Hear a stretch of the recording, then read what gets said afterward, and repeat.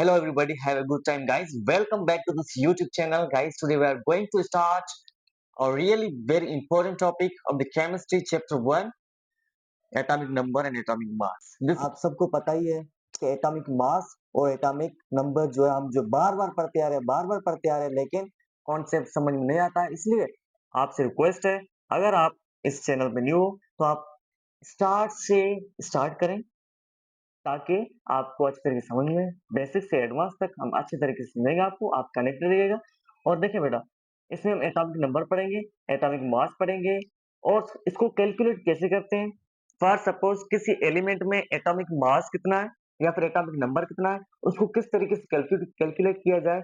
और दूसरी बात ये कि इससे रिलेटेड ट्रिक्स भी है, शॉर्ट ट्रिक्स भी है, वो भी आपको याद होनी चाहिए। तो इसलिए आप यहाँ पर कनेक्टेड रहिएगा। आज हम पढ़ेंगे एटॉमिक नंबर और एटॉमिक मास। एटॉमिक नंबर क्या होता है और एटॉमिक मास क्या होता है। तो सबसे पहले इसकी डेफिनेशन पर आते हैं, बेसिक डेफिनेशन, क्योंकि आपको पता है क्लास 9th है और यहाँ से स्टार्ट करेंगे। आप बेसिक डेफिनेशन जो अच्छे तरीके से याद करते जाइएगा क्योंकि आपके एग्जाम्स में हेल्पफुल होगा। ओके बेटा, तो यहाँ पर it is that number of protons present in the number present in the nucleus of an atom of any element. किसी भी एलिमेंट के अंदर जो एटम्स होते हैं उसके न्यूक्लियस में जितने प्रोटॉन्स हो उसको हम कहते हैं number of atomic number. Okay, atomic number उसे कहते हैं, किसे कहते हैं, उसे कहते हैं अगर किसी एक एलिमेंट के अंदर एक एटम हो और उसके न्यूक्लियस के अंदर जितना प्रोटॉन हो उसी प्रोटॉन नंबर को हम कहेंगे एटॉमिक नंबर। प्रोटॉन नंबर जितने भी है उसको हम कहेंगे एटॉमिक नंबर। फॉर सपोज, और यहाँ पर दूसरी बात ये है कि it is represented by symbol. Symbol कौन सी है? It is represented by Z. Okay बेटा, ये जेड से रिप्रेजेंट किए जाते हैं। और दूसरी बात, अब हम आते हैं एटॉमिक मास पर। इसके बाद जो इसके थारोली एग्जांपल्स देखेंगे। एटॉमिक मास क्या है? It is the total sum of protons and neutrons. किसकी सम है? प्रोटॉन्स की है और न्यूट्रॉन्स की है। और एटॉमिक नंबर जो था हमने पढ़ा था वो सिर्फ और सिर्फ प्रोटॉन नंबर को कहते हैं। और यहाँ पर एटॉमिक मास जो है वो सम है। सम मतलब कि एडिशन है। एडिशन क्या है? कॉम्बिनेशन है। कॉम्बिनेशन किसकी है? एटॉमिक नंबर की है और न्यूट्रॉन नंबर की, सॉरी प्रोटॉन्स की और न्यूट्रॉन्स की एक सम है, उसकी जोड़ है और उसको हम कहेंगे एटॉमिक मास, जो कि एलिमेंट के न्यूक्लियस के अंदर होते हैं। न्यूक्लियस के अंदर कौन से होते हैं? एक प्रोटॉन होता है, दूसरा होता है न्यूट्रॉन, और उसकी सम करें उसको हम कहेंगे एटॉमिक मास। और इसको रिप्रेजेंट किया जाता है एन से। ओके बेटा, फॉर सपोज अगर कोई हम एक एलिमेंट ले लें, फॉर सपोज हमारे पास एक एलिमेंट है नाइट्रोजन। ओके, ये नाइट्रोजन है। अब आपको पता है कि भाई नाइट्रोजन का एटॉमिक नंबर कितना है और एटॉमिक मास कितना है। अगर हमें एटॉमिक नंबर का पता है तो हम एटॉमिक मास जो अच्छे तरीके से निकाल सकते हैं। एटॉमिक नंबर जो है वो जेड ही है क्योंकि प्रोटॉन नंबर सेम ही है एटॉमिक नंबर। और उस एटॉमिक मास हम कैलकुलेट करेंगे तो इसको कैलकुलेट करने से एक मतलब करने के लिए एक फार्मूला है जो कि बेसिक ट्रिक है या फिर फार्मूला है, आपको यूज करना पड़ेगा। तो एटॉमिक नंबर जो है उसको हम फाइंड करेंगे Z plus N. Z plus N, Z क्या है? Z हमारा एटॉमिक नंबर है और N क्या है? N, N जो है वो है न्यूट्रॉन नंबर। N क्या है? न्यूट्रॉन। न्यूट्रॉन्स किस में होते हैं? प्रेजेंट होते हैं न्यूक्लियस में। किसके न्यूक्लियस में? किसी एक एलिमेंट के न्यूक्लियस के अंदर जितने प्रोटॉन होंगे उतने ही न्यूट्रॉन होंगे, तो उसकी सम को हम कहेंगे एटॉमिक मास।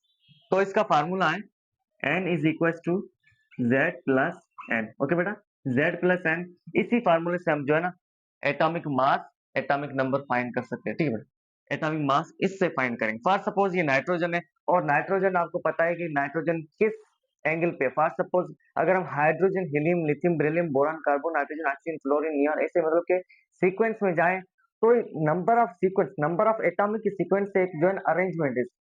ओके, अरेंजमेंट है और इस अरेंजमेंट के हवाले से मतलब कि ये जो है 7th नंबर पे आता है। नाइट्रोजन किस नंबर पे आता है? 7 नंबर। ओके, 7 नंबर पे।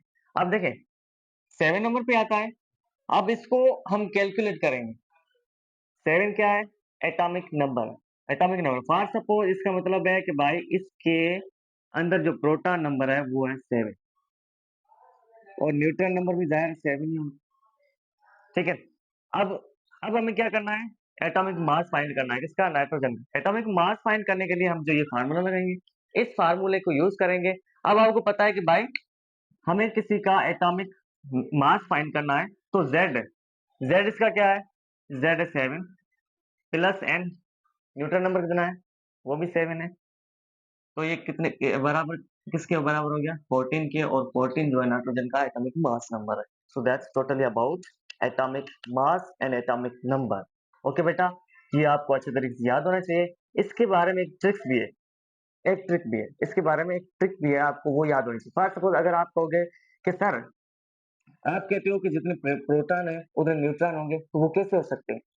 ऐसे नहीं हो सकते। अगर एक बात याद रखना बेटा, ये नाइट्रोजन को छोड़ दें, क्योंकि इसमें जो है ये जो है ना ऑड नंबर का कॉन्सेप्ट जो है थोड़ा सा अपोजिट है। लेकिन दूसरी बात ये है कि अगर किसी का एटॉमिक नंबर, अगर किसी का नंबर जो एटॉमिक नंबर है वो इवन है, अगर किसी का एटॉमिक नंबर इवन है, तो जो है उसके अंदर जितने प्रोटॉन होंगे उतने ही न्यूट्रॉन होंगे।